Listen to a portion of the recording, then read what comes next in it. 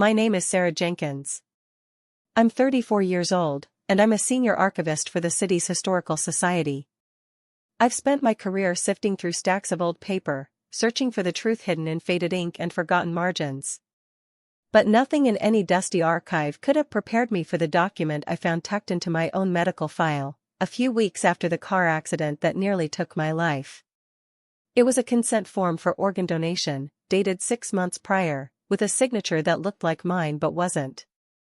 Not quite. The loop on the J in Jenkins was too perfect, too deliberate, unlike my usual hurried scrawl. My blood ran cold, a different kind of shock than the one that had slammed my car into the oak tree. I knew, with a certainty that settled deep in my bones, that my mother, Eleanor, and my brother, Mark, had put it there. They thought I was too broken, too sedated, to ever notice. They were wrong. I would expose them, no matter the cost.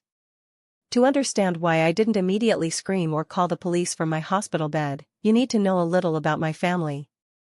Eleanor, my mother, was a woman who saw the world as a series of problems that needed fixing, and often, those fixes involved me.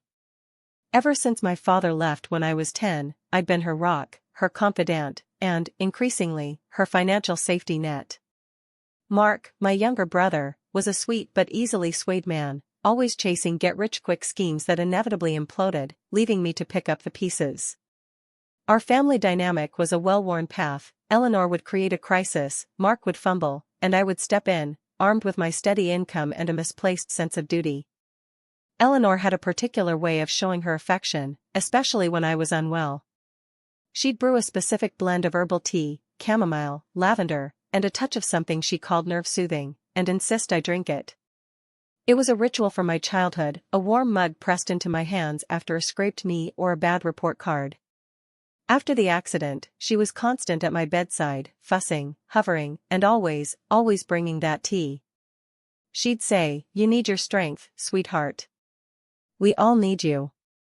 Mark would nod solemnly beside her, his eyes wide with a concern that felt almost genuine. I was grateful for their presence, even if their intensity felt a little suffocating. My injuries were significant: a fractured femur, several broken ribs, and a concussion. I was in and out of lucidity for the first few days, a blur of pain medication and worried faces. As I slowly recovered, my mother became increasingly insistent about my future care. She brought up a distant relative, a cousin I barely knew, who was in desperate need of a kidney transplant. "Poor Aunt Carol," she'd sigh, stirring my tea. "Such a good woman, just wasting away. If only there was something we could do." I'd murmur my sympathy, too tired to engage, and she'd pat my hand, a strange, calculating glint in her eyes. What I didn't understand yet was how deeply that conversation was tied to the papers I would later discover. My profession as an archivist had honed my eye for detail, for anachronisms, for the subtle tells of a manipulated document. I noticed things others missed: a typeface slightly off, a date stamp that didn't align with known records, a signature that, under scrutiny, revealed itself as a careful imitation rather than an authentic mark. This skill, usually applied to historical deeds and census records, would become my unlikely shield. A few days before I was scheduled for a follow-up orthopedic surgery, a routine procedure to place a rod in my femur, Eleanor began pushing me to sign some additional consent forms. "Just standard hospital stuff, darling," she'd insisted, holding a clipboard out. "They need to make sure everything's in order for your recovery. You know how hospitals are." I was still a bit foggy from the pain meds, but a flicker of my archivist's instinct kicked in. I asked to see my entire medical file, explaining that I wanted to review everything before signing anything else. Eleanor hesitated for a beat, a micro-expression of annoyance crossing her face, before forcing a smile. "Of course, sweetheart. Whatever you need." That evening, a nurse brought me a thick binder containing my complete medical history. I started going through it, page by page, my mind still a little sluggish but my eyes sharper than Eleanor realized. I found the usual admitting forms, surgical consents, and insurance paperwork. Then, about halfway through, I saw it again, the organ donation consent form. It was dated 6 months ago, long before my accident. I remembered having a general conversation with my doctor about advance directives once, but I had explicitly told him I wasn't ready to make a decision about organ donation. I certainly hadn't signed this. I pulled out the form, my hands trembling. The signature was a near-perfect mimicry of my own, but the J was still too neat, too controlled. And then I noticed another detail, the witness signature. It was for a Dr. Evelyn Reed. My primary care physician was Dr. Evelyn Reed, with an I. A minor difference, easily missed by someone not trained to spot anomalies.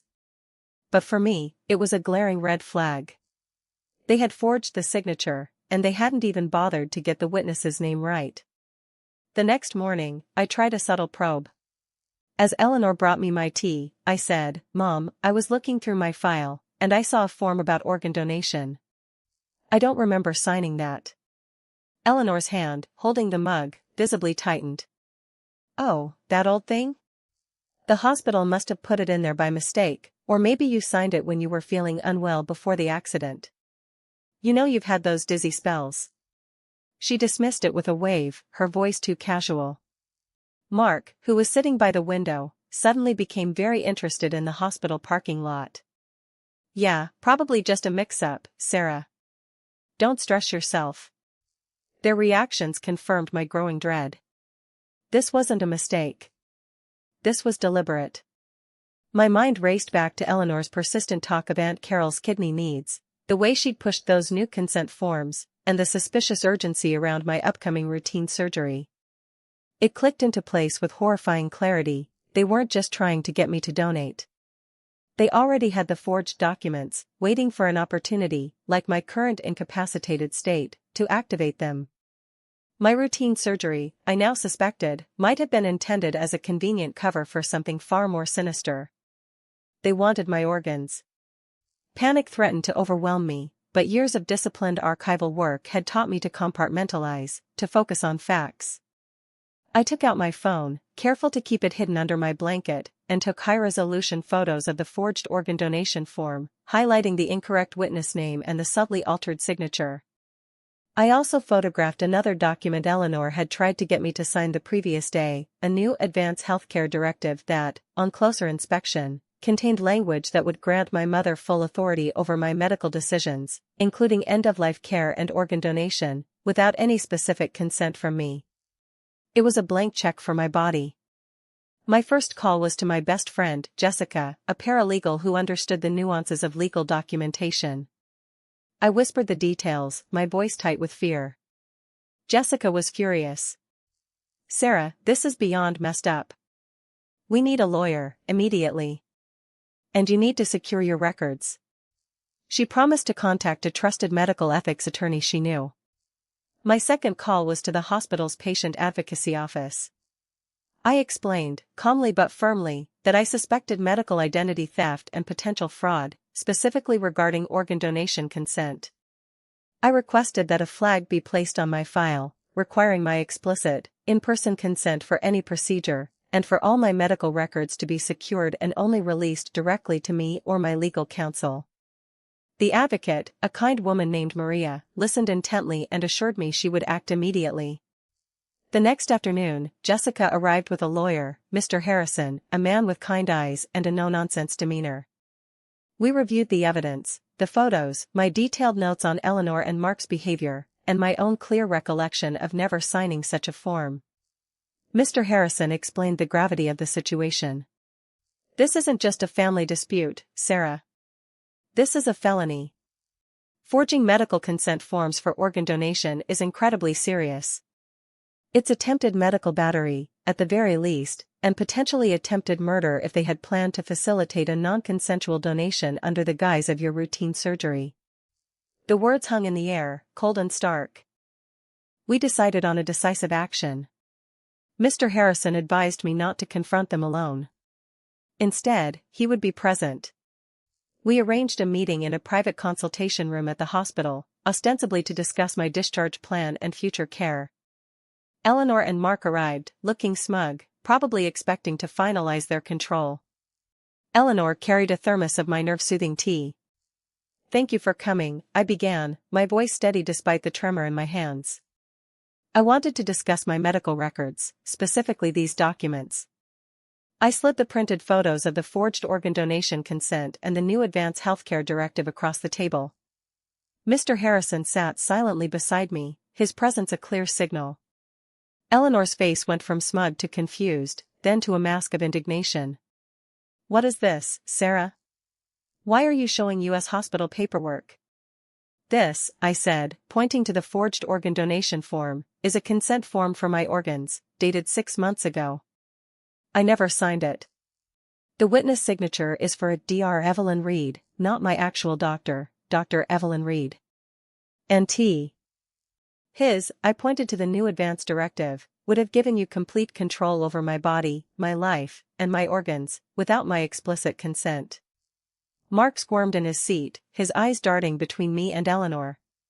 Eleanor, however, met my gaze, her jaw tight. "Don't be ridiculous, Sarah. You're still recovering. You're confused. We would never." "You would," I interrupted, my voice rising slightly. "You talked about Aunt Carol needing a kidney. You pushed me to sign forms when I was heavily medicated. You thought you could use my accident as an opportunity." I looked directly at Mark. "Did you know about this, Mark? Did you help her?" Mark finally broke. "Mom, I told you this was a bad idea," he blurted out, then clamped his mouth shut, looking terrified. Eleanor rounded on him. "Mark. You keep quiet." She turned back to me, her eyes blazing. "This is for your own good, Sarah. You're always so reckless, so careless with your health. Someone needs to look out for you. And Aunt Carol needed help. Stealing my organs is not looking out for me, Mother," I said, the words tasting like ash in my mouth. "It's a crime. And I've already reported it to the hospital's patient advocacy and legal departments. Mr. Harrison is my attorney." The color drained from Eleanor's face. She looked at Mr. Harrison, then back at me, her carefully constructed world crumbling around her. "You wouldn't," she whispered, her voice laced with betrayal. "I would," I affirmed. "You crossed a line that can't be uncrossed. You tried to take my body without my consent. There are consequences for that." The fallout was swift and brutal. The hospital launched a full investigation, contacting the authorities. Eleanor and Mark were immediately cut off from visiting me, and the police began their inquiries. I provided them with all the evidence, including my meticulously documented notes and the high-resolution photos of the forged documents. I learned that the routine surgery my mother had been pushing for was scheduled with a surgeon known for his aggressive approach, and the hospital was now reviewing his patient records for any other anomalies. My relationship with my family, or what I thought was my family, was shattered beyond repair. Eleanor tried to call, to plead, to gaslight, but I blocked her number. Mark sent a few tearful texts, begging for forgiveness, but I couldn't bring myself to respond. The trust was gone, replaced by a deep, aching wound. I eventually recovered from my physical injuries, but the emotional scars would take longer to heal. I moved to a different city after my discharge, started a new life, and changed my phone number. The last time I saw Eleanor was in a grocery store, months later. She looked older, her shoulders slumped, her eyes hollow. She spotted me, and for a moment, I saw the woman who used to brew me tea, who tucked me into bed. But then I remembered the J in Jenkins, the incorrect witness name, the cold calculation in her eyes. She started to approach, a faint Sarah, on her lips, but I simply turned and walked away, not looking back. I still have the old thermos she used to bring, tucked away in a box in my new apartment. Sometimes, I find myself reaching for it, but then I remember what it truly represents. I haven't had a cup of that nerve-soothing tea since. I don't think I ever will again.